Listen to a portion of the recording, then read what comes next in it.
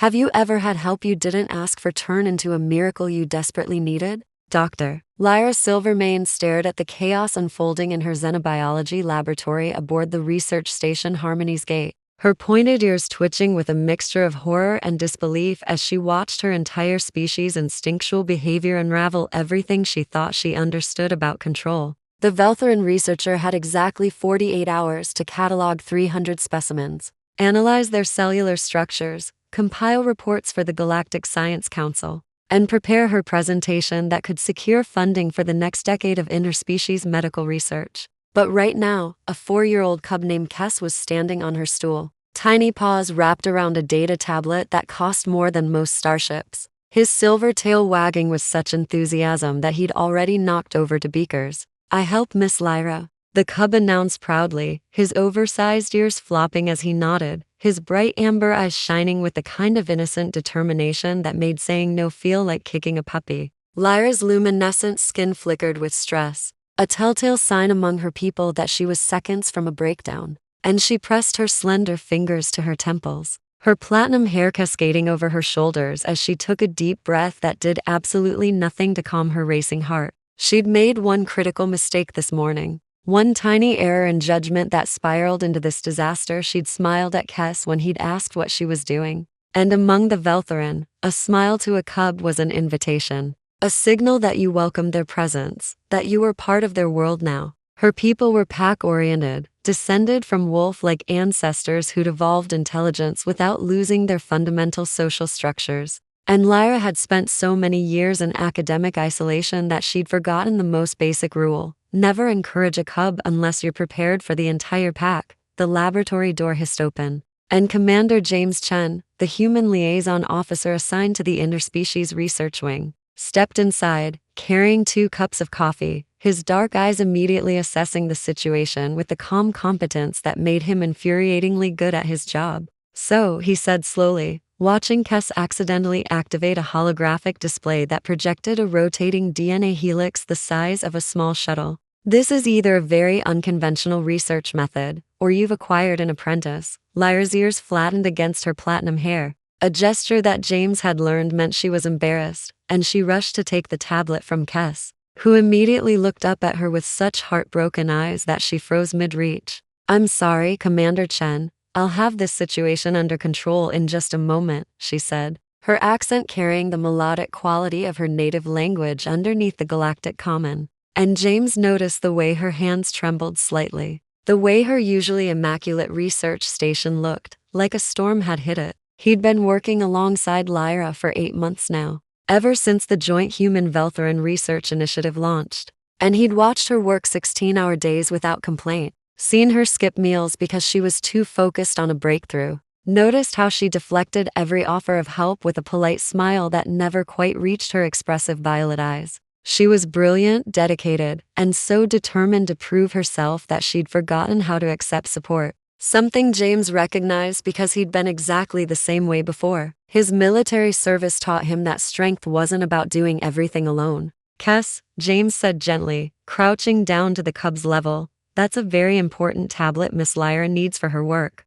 How about you help me organize these sample containers instead?" The cub's ears perked up, but before he could respond, another sound echoed through the corridor outside, the clicking of claws on metal decking. Many claws, accompanied by concerned voices speaking in the rhythmic, harmonic language of the Veltharin pack. Lyra's eyes widened, and James saw actual panic flash across her delicate features as the door opened again and revealed Kes's mother, Thera, followed by 3 other adult Veltharin, all looking concerned. Kes ran off saying he needed to help someone, Thera explained, her own ears swiveling as she took in the laboratory's disarray. And then her gaze landed on Lyra's stress-illuminated skin, the incomplete workstations, the mountains of data chips awaiting processing. Something shifted in Thera's expression, something primal and instinctual that James had seen before in Veltharin's social dynamics: the pack bond response. An evolutionary trait where Veltharin couldn't ignore a pack member in distress. "You're trying to do all this alone?"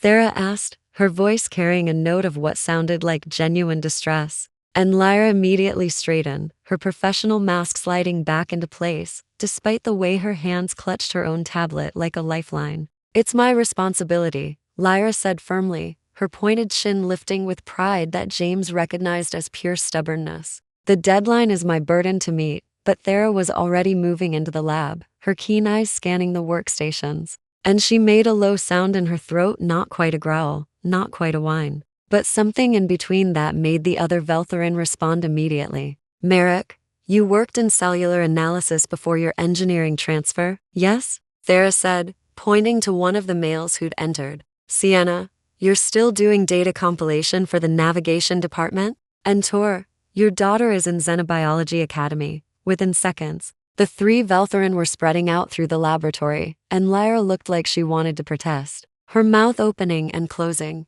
soundlessly as her carefully controlled world spiraled into something she'd never experienced spontaneous. Pack cooperation, James watched fascination replace his concern as the Veltharin moved with unconscious coordination, each gravitating toward tasks that matched their skills without anyone giving orders. Merrick was already pulling up cellular analysis protocols, his larger frame hunched over a microscope station as he began processing slides with practiced efficiency. Sienna had somehow linked 3 data tablets together, her fingers flying across screens as she organized files into coherent structures. Tor was checking specimen containers against inventory lists, his methodical approach creating order from chaos. And Kes, still determined to help, was being guided by his mother to sort sample labels by color and number, a task simple enough for a cub, but genuinely useful. I can't ask you all to Lyra started, but Thera turned to her with an expression that was both gentle and utterly immovable. You didn't ask, Thera said simply. Kes wanted to help someone who needed it. The pack doesn't ignore that call, Dr. Silvermane. Surely you remember from before? There was a question in those words, a gentle probe that made Lyra's ears droop, and James saw something flicker across her face, old pain, carefully buried but never quite healed. I've been away from the homeworld for 7 years, Lyra said quietly, her voice barely audible over the gentle sounds of the others working. I thought I needed to be independent, to prove I could achieve things alone, to show that academic success didn't require. She trailed off, her luminescent skin pulsing with an emotion James couldn't quite identify. To show it didn't require pack, Thera finished gently, and she reached out to touch Lyra's shoulder, a gesture that made the younger Veltharin stiffen and then slowly, incrementally, relax. Some of us are taught that needing others makes us weak. Your father believed that, didn't he? Lyra's sharp intake of breath confirmed the guess, and James felt a puzzle piece click into place. Her isolation wasn't just professional ambition, it was something deeper. A wound that had shaped how she approached everything. The next hour unfolded like watching a perfectly choreographed dance that no one had rehearsed, and James found himself drawn into the strange magic of Veltharin pack dynamics. Despite being human, despite being outside their social structure, Merrick called out analysis results that Sienna immediately compiled into reports with formatting so perfect it looked professional. Tor discovered that several specimens had been mislabeled weeks ago and corrected an error that would have invalidated entire datasets. Kes, with the intensity only a 4-year-old on a mission could muster, managed to organize 300 color-coded labels without a single mistake, partly because his mother checked each one, but also because he approached it like the most important game in the galaxy. And Lyra, after her initial frozen panic, began to thaw, her scientific mind recognizing the efficiency of distributed labor, her isolated heart slowly remembering what it felt like to be part of something larger than herself. Commander Chen, she said suddenly, turning to James with an expression that mixed confusion and hope, is this what human work teams feel like? This coordination? James considered the question, watching Sienna and Merrick seamlessly exchange data without breaking rhythm, seeing how Tor anticipated what samples would be needed next. Sometimes, he admitted, but usually we need a lot more communication and planning. What I'm watching here is something different. It's like you all have an instinct for collaboration that we humans have to learn intellectually. He paused, then added, with a slight smile, though I've seen human families work together with this kind of unspoken understanding. Maybe it's not so different when people genuinely care about each other. Lyra's ears twitched at that, and she looked around her laboratory, no longer her isolated domain but a space filled with gentle voices. The click of claws on decking, the soft harmonic humming that Veltharin made when contentedly working, and Kess's occasional exclamation of triumph when he matched a particularly tricky label, the transformation accelerating beyond what should have been possible. And by hour 3, James realized they weren't just completing Lyra's task list, they were improving it, adding insights that came from diverse perspectives, catching errors that a single overworked researcher would have missed, creating something better than what Lyra could have achieved alone. But more than the work getting done, he watched Lyra herself transform. The rigid set of her shoulders gradually softening, the stress glow of her skin fading to a gentle luminescence that seemed healthier, more natural, and most tellingly, she started to smile, real smiles that reached her violet eyes and made her already beautiful features radiate warmth that had nothing to do with her species' bioluminescence. "Miss Lyra," Kess called out, bouncing on his stool. "I finished all the labels. What else? What else can I help?" And instead of panic, Lyra laughed, an actual laugh that made everyone pause because it was so unexpected and genuine. "You've been amazing, Kess," she said, kneeling down to his level, her platinum hair falling forward as she met his amber eyes. "You know what would help me most now? If you could draw me a picture of your favorite specimen from the lab. Can you do that?" The cub's entire face lit up, and he scrambled for paper and colored markers with the same intensity he'd brought to label sorting. And Thera caught Lyra's gaze with an approving nod that spoke volumes about pack dynamics and understanding what cubs really needed to feel valued, not just occupied. The work continued, but the atmosphere had shifted into something almost celebratory. And when Merrick discovered a cellular anomaly in one of the specimens that could represent a breakthrough in cross-species medicine, he didn't just note it, he called everyone over, including Kess, to explain what made it special, turning the laboratory into an impromptu classroom where even a 4-year-old could grasp that something wonderful had been found. James had been making himself useful in small ways, running data chips to the main computer, keeping coffee flowing, and ensuring that station regulations were being followed, but mostly, he observed, filing away insights about Veltharin culture that no amount of diplomatic briefings had conveyed. He was organizing a stack of completed reports when Lyra approached him, her movement quiet, despite her boots on the metal decking, and when he looked up, he saw something vulnerable in her expression that made his heart skip in a way that had nothing to do with professional interest. "Commander," she said softly, using his title, but in a tone that felt far more personal, "may I ask you something that might be inappropriate?" He set down the data chips, giving her his full attention, and noticed they were in a relatively private corner, while the others worked across the lab. "You can ask me anything, Lyra," he said, using her first name deliberately, watching her ears twitch at the familiarity. She was quiet for a moment, gathering her thoughts, her slender fingers twisting together in a gesture of nervousness he'd never seen from the usually composed scientist. "Why didn't you tell me I was failing?" she asked finally, the words tumbling out. "You've worked beside me for months, watched me barely sleeping, skipping meals, drowning in work I was too proud to admit was too much. Why didn't you say something?" James took a slow breath, choosing his words carefully, because this mattered, because the answer could build or break something fragile forming between them. "Because I recognize myself in you," he admitted. 5 years ago, I took command of a deep space patrol and nearly got everyone killed because I was too stubborn to delegate, too convinced that asking for help meant I wasn't good enough for the responsibility. My exo finally sat me down and said something I've never forgotten. "Commander, strength isn't carrying the weight alone, it's knowing how to distribute it so nothing breaks, including yourself." He met her violet eyes, seeing them shimmer with unshed tears. "I couldn't tell you, because you needed to learn it yourself. But I stayed close, hoping I'd be here when you were ready to see it."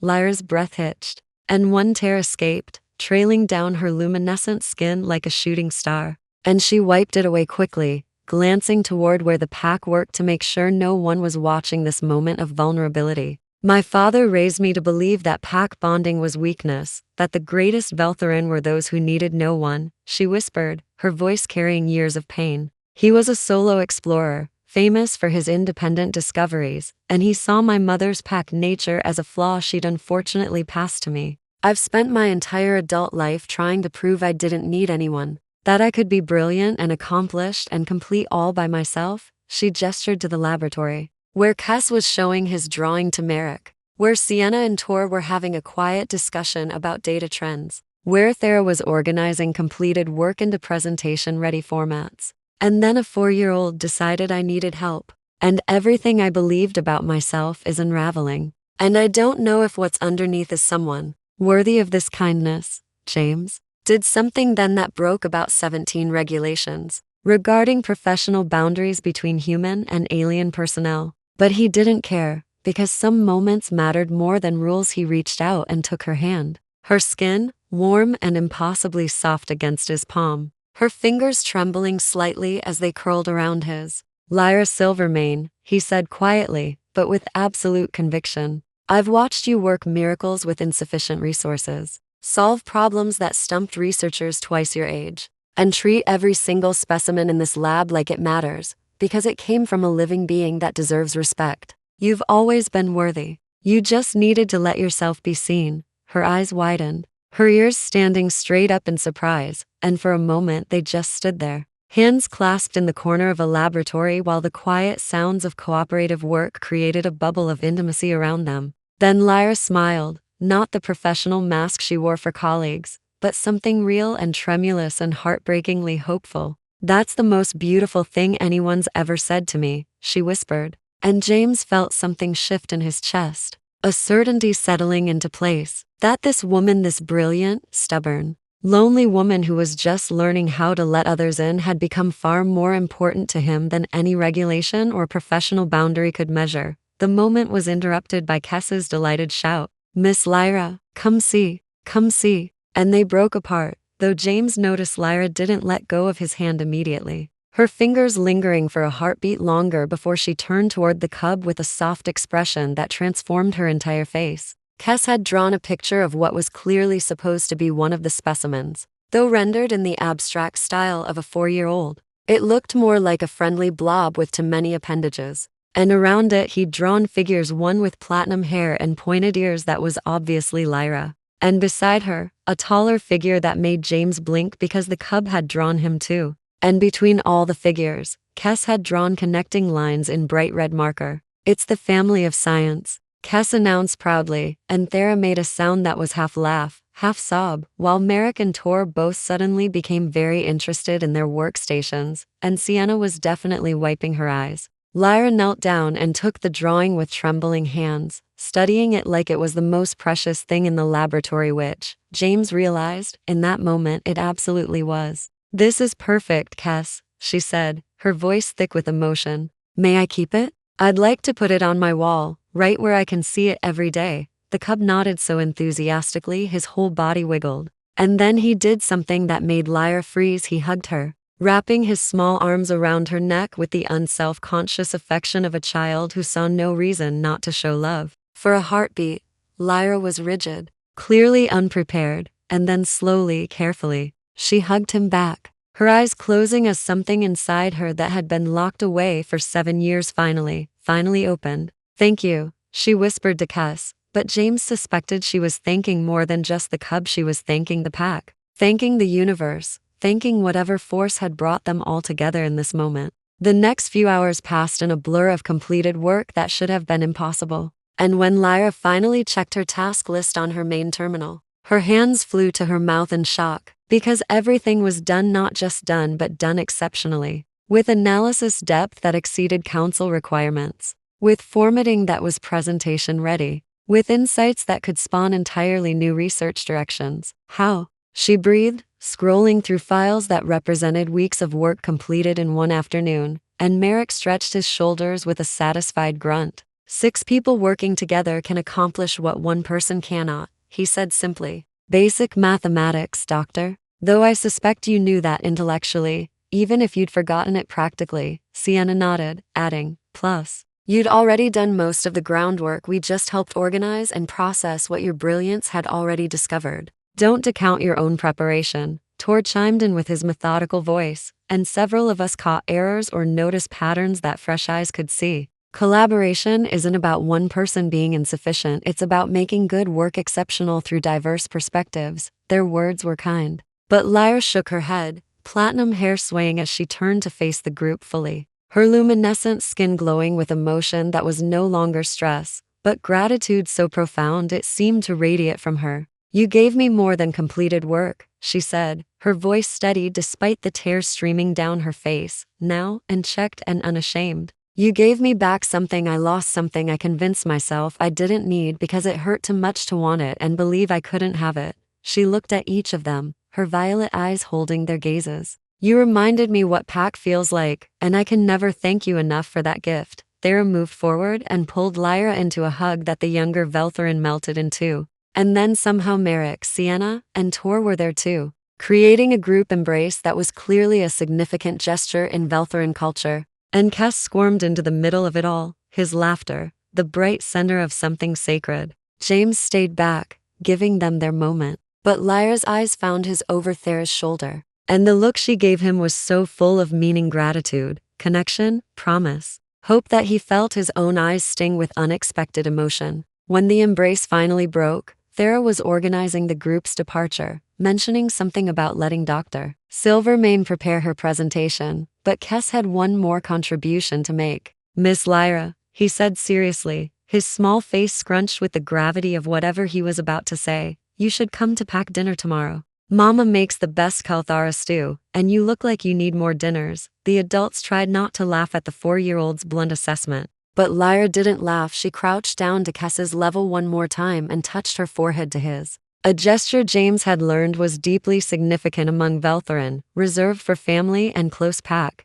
I would be honored to come to dinner, she said solemnly, and Kes beamed before scampering toward the door, his mission apparently complete. As the others filed out with waves and gentle words, Thera lingered at the doorway, looking back at Lyra with an expression of maternal concern. You've been alone too long, little sister, she said gently, using a pack term that made Lyra's breath catch. We're here now, whenever you need us. That's not weakness, that's what makes us strong. And then she was gone, leaving Lyra and James alone in the suddenly quiet laboratory. The silence felt heavy with everything unspoken. And Lyra moved through her workspace, touching terminals and equipment like she was seeing them differently now. Her slender fingers trailing over surfaces that had witnessed her isolation transform into connection. I have 16 hours before the presentation, she said finally, not looking at James, her voice thoughtful. For the first time in 7 years, I have time to spare, because I'm not drowning, because I let others help carry the weight.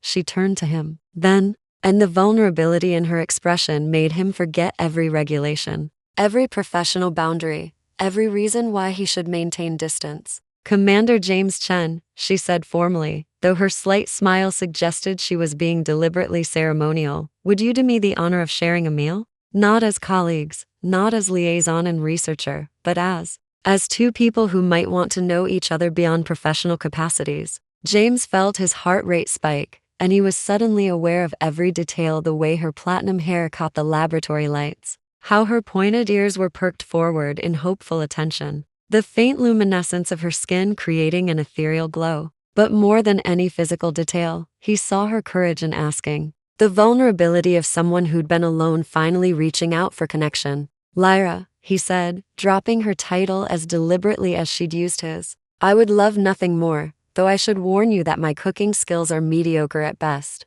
And the station cafeteria isn't exactly romantic. Her laugh was like music, bright and genuine, and she moved closer, not touching, but near enough that he could feel the warmth radiating from her skin. I don't need romantic right now, she said softly, her violet eyes holding his. I just need honest and real, and someone who sees me not as Dr. Silvermane, the isolated researcher, but as Lyra, who's maybe just starting to figure out who she is when she lets people in. They ended up in James's quarters because he had a small kitchenette and ingredients for actual food rather than replicated meals. And as he attempted to make something edible while Lyra perched on his counter, offering commentary and stealing ingredients, the conversation flowed with an ease that felt like they'd known each other far longer than 8 months. She told him about growing up on the Veltharin homeworld, about the pressure of her father's expectations, about the day she'd left for academic pursuits, and her mother had cried, but understood,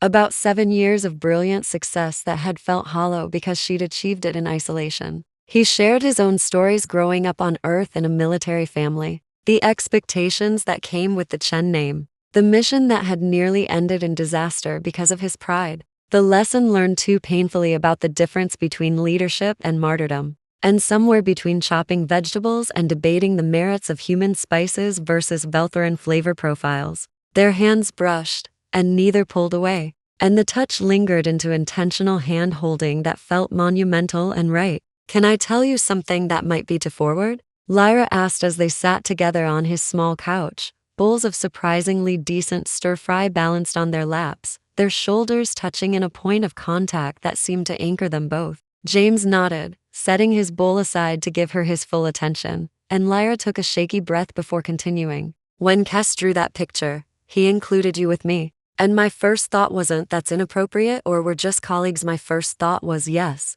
that's right, he belongs there beside me." She looked up at him, her luminescent skin glowing brighter with what he now recognized as emotional intensity. "I know it's too soon. I know we work together. I know there are regulations and complications and 1,000 reasons to be cautious. But James, I've spent 7 years being careful and safe and alone. And this afternoon taught me that the best things happen when we let go of control and let others in. So I'm telling you, you matter to me, more than professional courtesy can explain." James set his own bowl aside, his heart pounding so hard he was certain she could hear it, and he turned to face her fully, taking both her hands in his, feeling the warmth of her skin and the slight tremor that betrayed her nervousness despite her brave words. "Lyra, I've spent 8 months trying to convince myself that what I felt for you was just professional admiration. That the reason I stayed late when you were working was dedication to the mission. That the way my day got better the moment I saw you was just appreciation for a colleague," he said,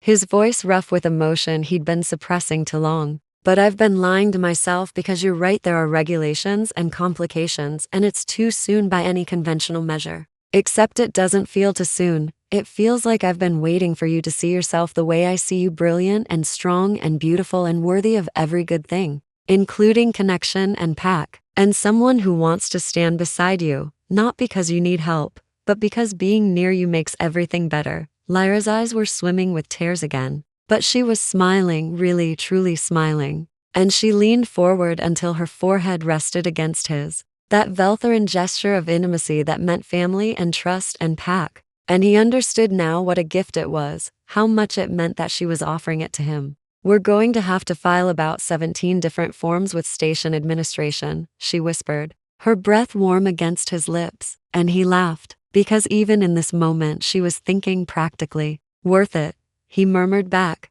and then she closed the last distance between them and kissed him, soft and tentative and sweet. A first kiss that tasted like hope and new beginnings, and the terrifying, wonderful feeling of letting someone in after years of isolation. When they finally pulled apart, both breathing slightly unsteadily, Lyra laughed, the sound pure joy. "So," she said, her eyes sparkling with mischief and happiness, "I suppose Kes's drawing was prophetic, the family of science indeed." The next morning, Lyra walked into the Galactic Science Council presentation chamber, with her platinum hair arranged in a style that incorporated a small braid of Veltharin, symbol of pack bonding, that anyone from her world would recognize, and in her hands she carried not just her data tablets, but also Kes's drawing, carefully preserved in a protective sleeve. The presentation was flawless, her research exceptional, and when the council members asked how she'd managed to complete such comprehensive analysis in the limited time frame,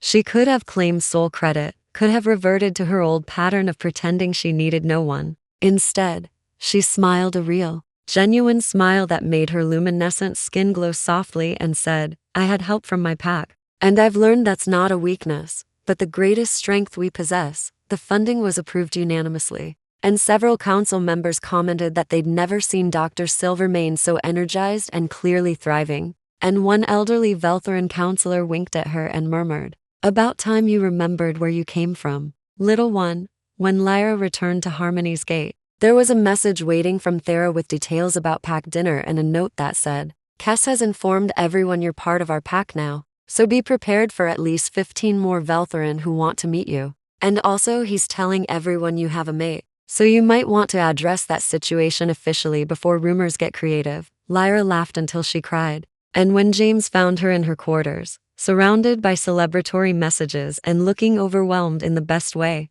she pulled him down beside her and showed him Kes's drawing, now mounted on her wall in a place of honor. You know what the most incredible part of yesterday was? She asked, her head resting on his shoulder as they sat together looking at a child's crayon rendering of connection. Not that the work got done, though that was miraculous. Not even that. I found Pac again though. That healed something I didn't know was broken. The most incredible part was realizing that a 4-year-old saw what I needed before I did, and he was brave enough to act on it. And his simple desire to help created ripples that changed everything. She turned to look at James. Her violet eyes, soft with an emotion that was still new, but growing stronger every moment. We spend so much time as adults thinking we have to have everything figured out, that we have to be strong and independent and need no one. And then a cub decides to help with tasks he doesn't understand, and accidentally teaches us that the strongest thing we can do is let others in. James kissed her forehead gently, understanding in that moment why the HFY community would love this story, not because humans saved the day, but because in the collaboration between species, in the connection between a human and a Veltharin, in the simple act of recognizing that strength comes from community rather than isolation, there was something profoundly hopeful about what the galaxy could become. So what happens now? He asked, and Lyra's smile was radiant, full of possibility and promise. Now we file those 17 forms with station administration. I go to pack dinner and probably get interrogated by 15 curious Veltharin about the human who holds my hand. We figure out how to navigate a relationship while working together. And I start my next research project, which I will absolutely be delegating tasks for because I've learned my lesson, she said, ticking items off on her fingers before her expression turned serious and soft. And we see where this goes, you and I. Because for the first time in 7 years, I'm not afraid of needing someone.